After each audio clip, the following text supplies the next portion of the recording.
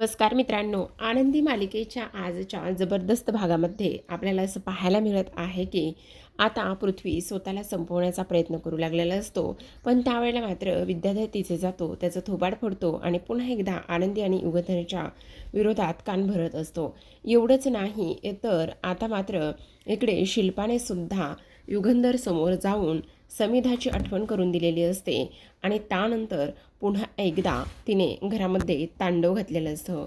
हेच आपल्याला या आजच्या भागात पाहायचं त्यामुळे हा व्हिडिओ खूपच इंटरेस्टिंग आहे, शेवटपर्यंत पहा.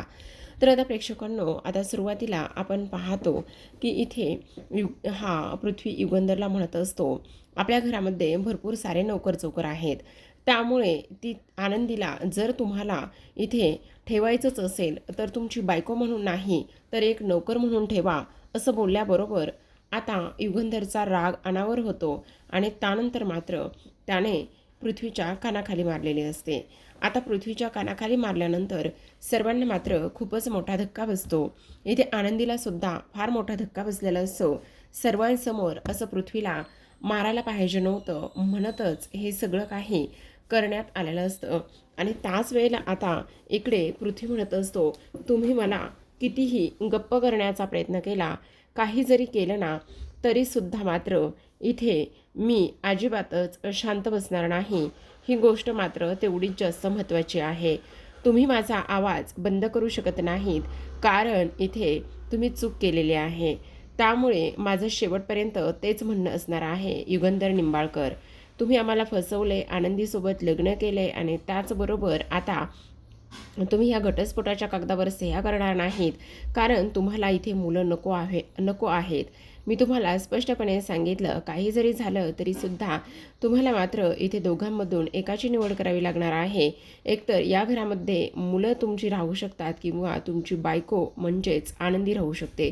तुमचं आनंदीवर प्रेम आहे आणि त्यामुळे तुम्ही आनंदीला या घरामध्ये ठेवलं आहे, हे सुद्धा तितकंच बरोबर आहे, असं पृथ्वी म्हणू लागलेला असतो.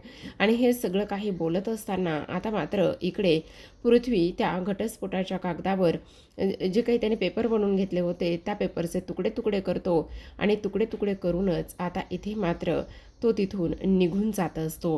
जेव्हा तो तिथून निघून जातो तेव्हा मात्र युगंधरला आता खूप मोठं टेन्शन आलेलं असतं. युगंधर विचार करू लागलेला असतो की हे सगळं काय होतंय. त्याचबरोबर ह्या सगळ्या ज्या गोष्टी आहेत त्या अशा पद्धतीने नाही व्हायला पाहिजे, पण आता घडत तर आहेत, काय करायचं. मुलांसमोर हे सर्व सत्य अशा पद्धतीने यायला नको होतं, पण तरीसुद्धा मात्र मुलांसमोर हे सर्व सत्य अशा पद्धतीने आलेलं आहे. आता हे सर्व झाल्यानंतर युगंधर मात्र तिथून निघून जातो. युगंधर निघून गेल्यानंतर आता मात्र इकडे आनंदी पृथ्वीसोबत बोलण्याचा प्रयत्न करत असते. म्हणत असते, पृथ्वी, हे बघ, तू समजतोस तसं काही नाही. आमचं कोणत्या परिस्थितीत लग्न झालं आहे हे तुला नाही माहिती. तू एकदा थोडं तरी समजून घे ना. हे बघ, अशा पद्धतीने ह्या सर्व गोष्टींचा विचार करू नकोस ना. हे बघ पृथ्वी, मालक साहेबामध्ये आणि माझ्यामध्ये फक्त माणुसकीचं नातं आहे. आमचं लग्न कोणत्या परिस्थितीत झालं आहे हे तुला नाही माहिती. पण आता मात्र पृथ्वी भडकतो. तो म्हणत असतो, एक मिनिट, तुझा आणि माझा काही संबंध नाही, त्यामुळे तू माझ्याशी अजिबातच कोणत्याच विषयावर बोलायचं नाही, समजलं तुला. मला तुझ्याशी काहीच बोलायचं नाही, ही गोष्ट मात्र तू व्यवस्थित ध्यानात ठेवायची, कळलं तुला. तू आत्ताच्या आत्ता इथून चालती हो. तुझा आणि आमचा काही संबंध नाही आहे. मी बोलत होतो ते माझ्या बापाशी बोलत होतो, समजलं तुला. असं म्हणून आता मुलंसुद्धा तिथून निघून जातात. त्यानंतर आरती आता तिथेच असते. तेव्हा आनंदी आरतीला म्हणत असते, मी काय म्हणते आरतीताई, तू एकदा ऐकून घे ना. मला आत्ताच्या आत्ता मालक साहेबांकडे घेऊन चल. मालक साहेब फार चिडलेत, मला ताबडतोब त्यांच्याशी बोलायचं आहे. आरतीताई प्लीज.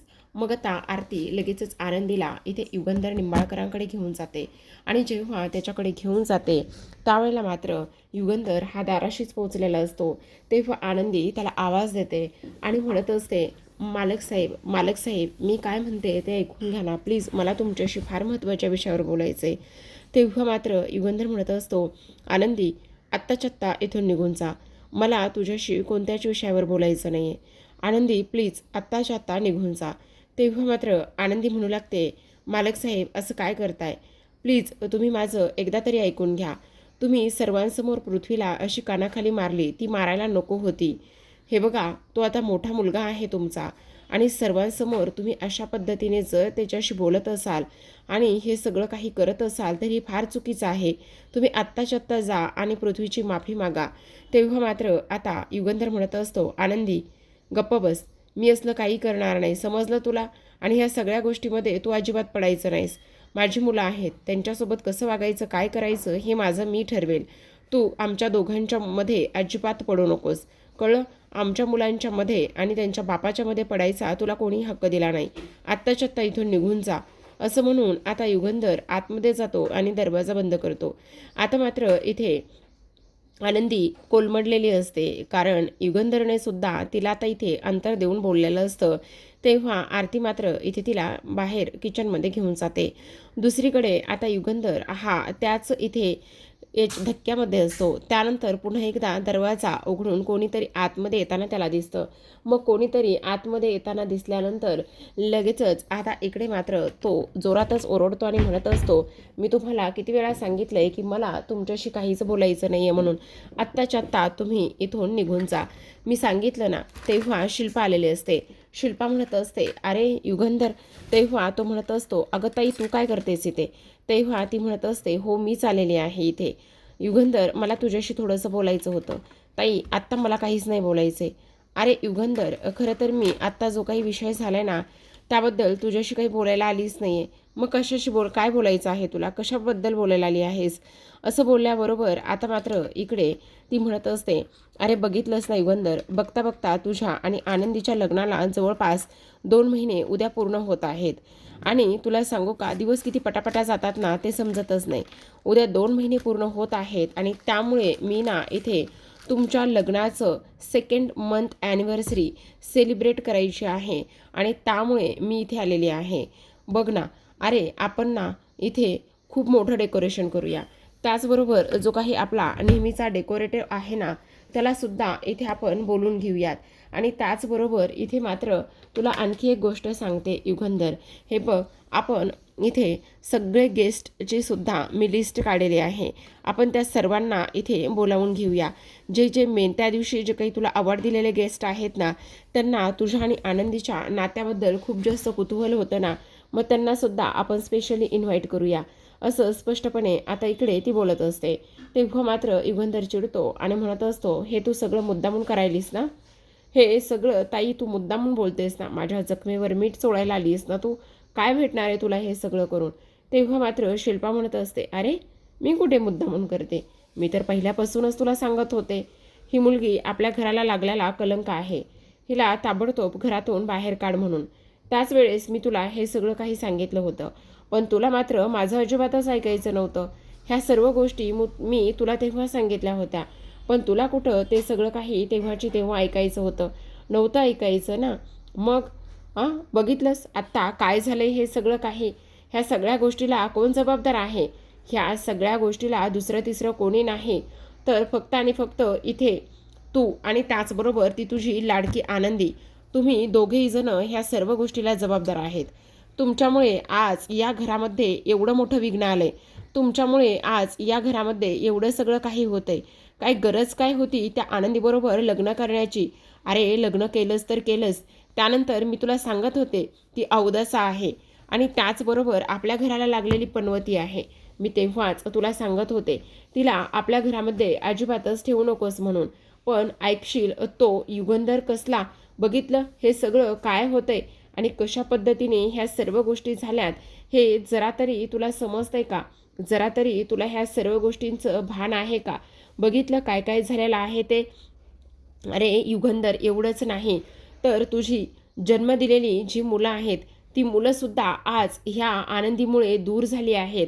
आज तुझ्यामध्ये आणि आनंदीमध्ये हे सगळं काही जे घडतंय ते मुलांच्या ह्याच्यावर किती परिणाम करून जाते ह्या सर्व गोष्टी तुला समजत आहेत का युगंधर? तेव्हा तर तुला माझं ऐकायचं नव्हतं.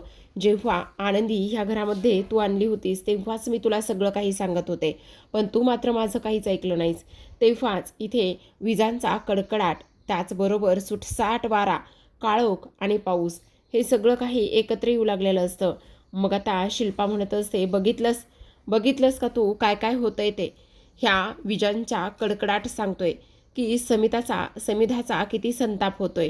हे कोसळणारे ढग सांगतायत की समिधाला किती त्रास होतोय आणि तिच्या डोळ्यातून किती अश्रू पडतायत ते. ह्या सगळ्या गोष्टी तुला समजतायत का युगंधर? आज समिधाचा सुद्धा इथे संताप होऊ लागलेला आहे. ह्या सगळ्या गोष्टीमुळे इथे समिधासुद्धा इथे संतापली आहे. हे खूप तू विचित्र पद्धतीने केलेस. असं करायला नको होतंस तू युगंधर, असं स्पष्टपणे आता इकडे ती बोलत असते. आणि त्यानंतर मात्र इथे रडायला सुरुवात करत असते. आज मात्र इकडे माझ्या समिधाला काय न्याय मिळाला? समिधाने तुझ्यासोबत एवढं एकनिष्ठ राहिलं, पण तू मात्र काय केलंयस युगंधर? सगळ्या काही तिच्या स्वप्नांचा इथे चुरडा केलास. आज मुलांसाठी आनंदीसोबत लग्न तू करून आणलेली बायको आज त्यांच्या मनावर काय काय परिणाम करून जाते हे मात्र तुला समजायचं नाही युगंधर. ह्या सगळ्या गोष्टीला फक्त आणि फक्त इथे तू जबाबदार आहेस, असं आता इकडे ती बोलत असते. आणि ह्या सर्व गोष्टी बोलल्यानंतर आता शिल्पा रडायला लागलेली असते. काय उत्तर देऊ मी माझ्या मैत्रिणीला? काय सांगू तिला की इथे तू काय केलंयस म्हणून?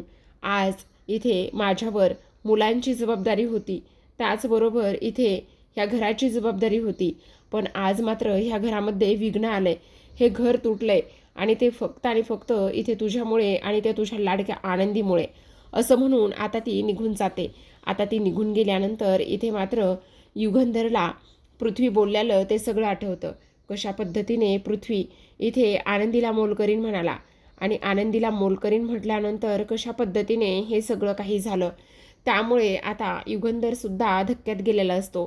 तेव्हा रागराग करू लागलेला असतो. त्याच्या खोलीमध्ये असलेल्या सगळ्या काही वस्तू आदळापट करतो. आदळापट करून इथे स्वतःला त्रास करून घेण्याचा तो तेवढाच प्रयत्न करत असतो. आणि त्यानंतर इथे त्याच्या हाताला सुद्धा थोडंसं लागतं. आणि त्यानंतर इथे आता गाणं सुरू झालेलं असतं, कल्लोळ कल्लोळ. युगंधर मात्र आता विचार करतो की मुलांच्या बाबतीत मी खरंच चुकीचा वागलोय का? ज्या हाताने मी पृथ्वीवर हात उचलला त्याच हाताला युगंधर त्रास करून घेऊ लागलेला असतो. तर आता एवढंच नाही तर इकडे मात्र दुसऱ्या बाजूला आपण पाहतो हे सगळं काही होत असताना आता आरती आनंदीला थोडंसं पाणी प्यायला देते.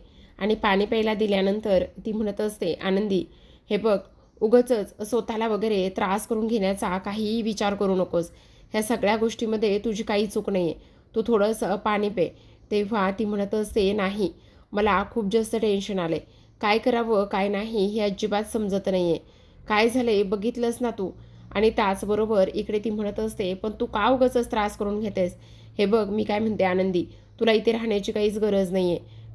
तुला सांगू का, इथे हे सगळेजण जे आहेत ना त्या सगळ्यांना तू या घरामध्ये नको आहेस. आणि तुला सांगते, आत्ताच्या आत्ता तू माझ्याबरोबर घरी चल. हे बघ, इथे सगळेजण तुझा रागराग आणि तिरस्कार करतात. तेव्हा आनंदी म्हणत असते, त्याचा मला काही फरक पडत नाही आरतीताई. तुला एक गोष्ट सांगू का, काही झालं ना तरीसुद्धा इथे पृथ्वीच्या मनावर कसं आणि काय काय झालं असेल ही गोष्ट मात्र मला आता इकडे खूप जास्त त्रास देते. अगं, तो एक मुलगा म्हणून आज इथे एवढं सगळं काही बोलला आहे, पण मालक साहेबांनी अशा पद्धतीने त्याच्यावर हात उचलायला नको होता. त्याला किती त्रास झाला असेल. मला आत्ताच्या आत्ता पृथ्वीकडे घेऊन चल ना, मला त्याच्यासोबत बोलायचं आहे. तेव्हा मात्र आरती चिडते आणि म्हणत असते, डोक्यावर पडली आहेस का आनंदी? काही गरज नाही आहे ह्या सगळ्या गोष्टी करण्याची. आणि तुला आणखी एक गोष्ट सांगू का, सगळ्यात महत्त्वाची. अगं, प्रत्येकजण तुझा रागराग करतोय आणि ही अशा अवस्थेत तू जर त्याच्यासमोर गेलीस तर तो तुझ्याशी थोडं ना धड बोलणार आहे का? अगं, तो कसल्याही मनस्थितीत नाही आहे, ऐकून घेण्याच्या मनस्थितीत नाही किंवा कोणाला समजून घेण्याच्या मनस्थितीत नाही आहे. आणि तू जर त्याच्यासमोर जाऊन अशा पद्धतीत उभी राहिलीस तर तो काय करेल? तेव्हा आनंदी म्हणत असते, आरतीताई, मला त्या सगळ्या गोष्टी मान्य आहेत. मला तो काहीही बोलू दे माझ्यासोबत, मला त्यानं काहीच फरक पडणार नाही. पण आता मात्र तुला एक गोष्ट सांगू का, सगळ्यात महत्त्वाची म्हणजे हे बघ, त्याच्याशी बोलणं, त्याचबरोबर मालकसाहेबांबद्दल त्याचा जो काही विचार आहे तो विचार बाजूला करणं हे मला फार जास्त गरजेचं वाटतं. काही जरी झालं तरीसुद्धा त्याने स्वतःला काही करून घ्यायला नको, असं आनंदी आता इकडे बोलत असते. आता तेव्हा मात्र इकडे पृथ्वी दुसऱ्या बाजूला खोलीमध्ये असतो आणि खोलीमध्ये असताना इथे स्पष्टपणे त्याला युगंधरमध्ये आणि त्याच्यामध्ये झालेला तो सगळा काही वाद आणि त्या सर्व काही गोष्टी इथे आता आठवू लागलेल्या असतात. तेव्हा तो म्हटला की काही जरी झालं तरीसुद्धा तुम्ही एक काम करा, इथे आनंदीला ह्या घरामध्ये मोलकरीण म्हणून राहू द्या, आम्हाला काहीच प्रॉब्लेम नाही आहे.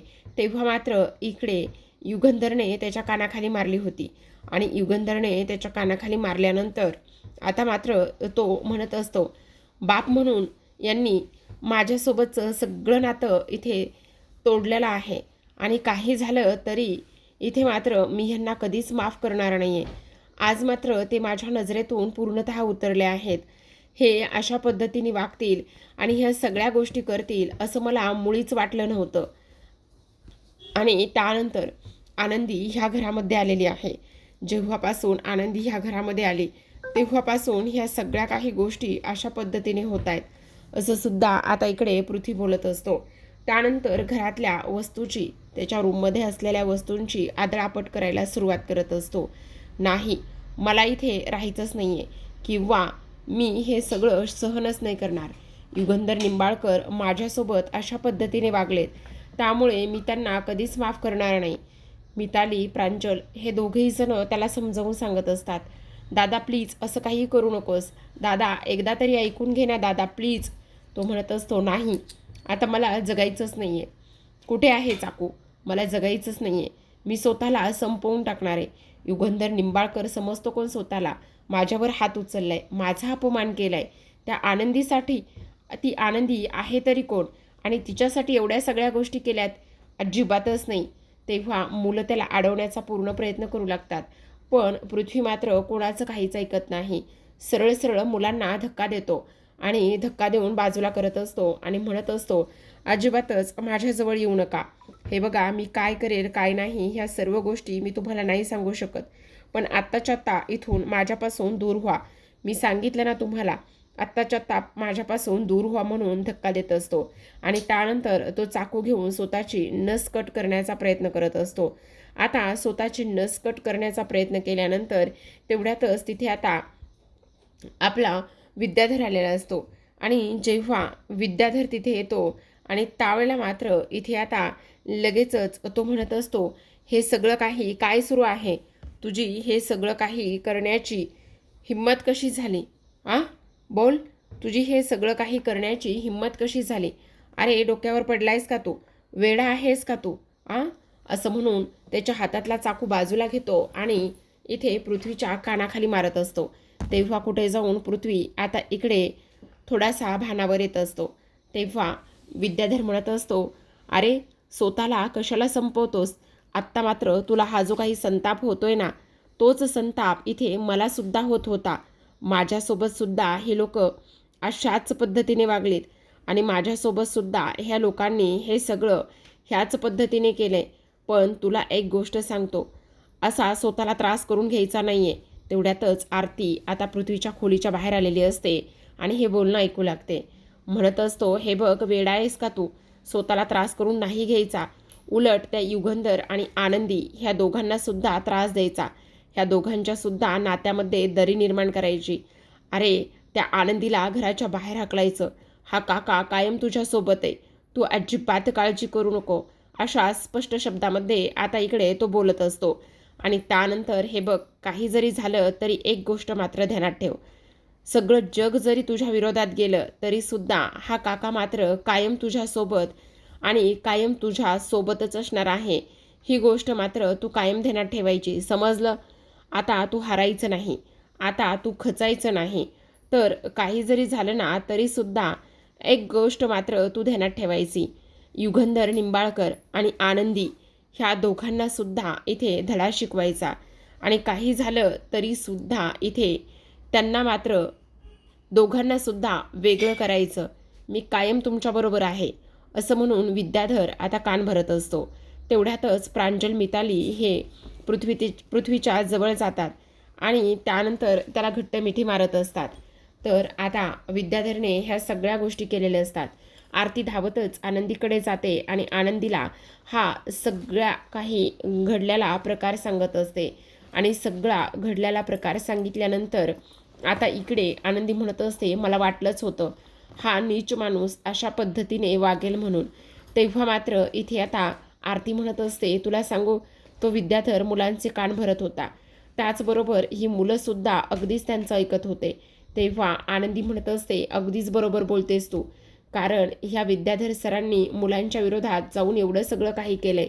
त्याचबरोबर त्यांना हे सगळं काही करून काय भेटतंय तेच मला काही कळत नाही. हे असे का वागतात ना तेच मला काही कळत नाही. पण काही जरी झालं ना तरीसुद्धा इथे त्यांना मी कधीच माफ करणार नाही. तेव्हा मात्र आरती म्हणत असते, तो विद्याधर एवढा नीच माणूस आहे ना की काही विचारूच नको. एवढ्या खालच्या थराला जाऊन तो ह्या सगळ्या गोष्टी करतोय ना की काही विचारूच नको. तर आता मात्र इकडे आनंदी म्हणत असते, त्याचं कधीच देव भलं करणार नाही. दुसऱ्या बाजूला प्रेक्षकांनो, आपण पाहतो आता संध्याकाळची वेळ असते. इथे ह्या विद्याधरने मस्त छायाला चिकन मटणाचा बेत बनवायला लावलेला असतो आणि ते सुद्धा चुलीवरचं तर्रीदार चिकन मटण. मस्त असं ताव मारूनच आनंद घेत असतो.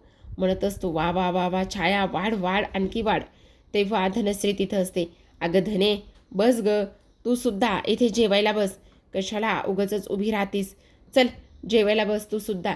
तेव्हा धनश्री म्हणत असते, नाही नाही नको, तुमचं चालू देत, मी नक्कीच नंतर जेवायला बसेल तुमचं सर्वांचं झाल्यानंतर.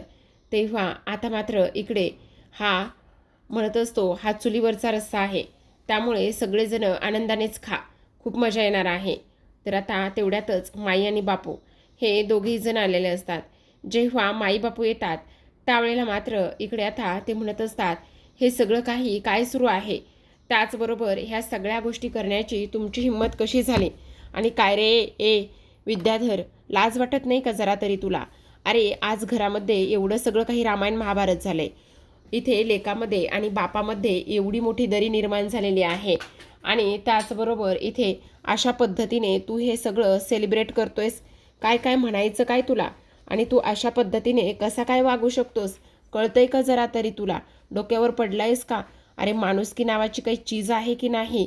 आज या घरामध्ये एवढं सगळं काही होतंय, मुलगा आणि बाप दोघेजण दोन टोकाला आहेत आणि तू असं मटणावर ताव मारतोस. तेव्हा शलाका म्हणत असते, माई बापू तुम्ही सुद्धा एन्जॉय करा, कशाला उगाचच एवढं सगळं काही करताय? अहो मी शलाका तुमची मुलगी, माहिती आहे ना तुम्हाला. नाही हल्ली ना तुम्ही मला विसरतच चाललात ना, म्हणून म्हणते मी. कसंही नाही, या या तुम्ही सुद्धा खा. माई म्हणत असता, तेच तर माझं दुर्भाग्य आहे ग, तू माझ्या पोटी जन्म घेतलायस तेच माझं दुर्भाग्य आहे. आता मात्र विद्याधर म्हणत असतो, माई आणि बापू कशाला उगाचच तुम्ही त्रास करून घेताय? जे व्हायचं होतं तेच झालंच, आणि त्या युगंधरची तीच तर लायकी आहे ना. अगं ए धने, जा 2 काचेचे ग्लास घेऊन ये. असं म्हटल्याबरोबर आता माईला ती दारूची बॉटल तिथे दिसते. माई म्हणत असतात, डायनिंग टेबलवर दारूची बॉटल?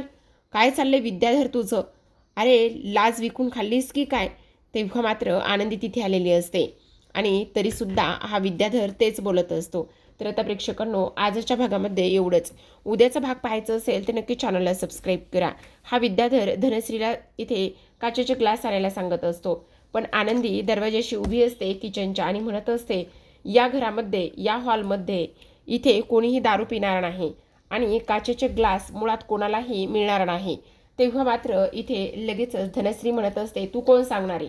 विद्याधर आता समोर उठतो आणि म्हणत असतो, काय म्हणालीस तू आनंदी? काचेचे ग्लास ह्या विद्याधरला मिळणार नाही? हो नाही मिळणार, कारण या घरामध्ये कोणीही दारू पिणार नाही, स्पष्टपणे ती बोलत असते. आता हे सगळं काही बोलल्यानंतर विद्याधरची सटकते. विद्याधर तशीच दारूची बॉटल उचलतो आणि आनंदीच्या जवळ जातो आणि म्हणत असतो, हो का, आता तर थांब, तुला ह्या दारूनेच आंघोळ घालतो, तुला ही दारू पाजतो म्हणजे तुला समजेल. असं म्हणून आता लगेचच दारूची बॉटल तो आनंदीच्या जवळ घेऊन जातो आणि तिच्या डोक्यावरती तो दारू ओतत असतो. जेव्हा आनंदीच्या डोक्यावर तो दारू ओततो तेव्हा मात्र इथे सगळ्यांना धक्काच बसतो. आता विद्याधर एवढ्या खालच्या थराला जाऊन वागेल असं मात्र कोणालाही वाटलं नव्हतं. पण आज विद्याधरने सगळ्या काही लिमिट्स क्रॉस केलेल्या असतात आणि आनंदीच्या अंगावर दारू ओतलेली असते. हे सगळं पाहून माई बापूंना त्रास झालेला असतो, त्यांना धक्का बसलेला असतो. तर आता प्रेक्षकांनो, इथे नेमका ह्या सगळ्या गोष्टींचा शेवट आणि त्याचबरोबर इथे पृथ्वीचं मन कशा पद्धतीने वळेल हे पाहणं तेवढंच इंटरेस्टिंग आहे. आणि आनंदी आता हे सगळं घरातलं वातावरण पुन्हा पूर्वीसारखं कसं करेल हे सुद्धा तेवढंच इंटरेस्टिंग आहे. तर पाहत रहा आनंदी. भेटूयात उद्याच्या भागात. तोपर्यंत धन्यवाद.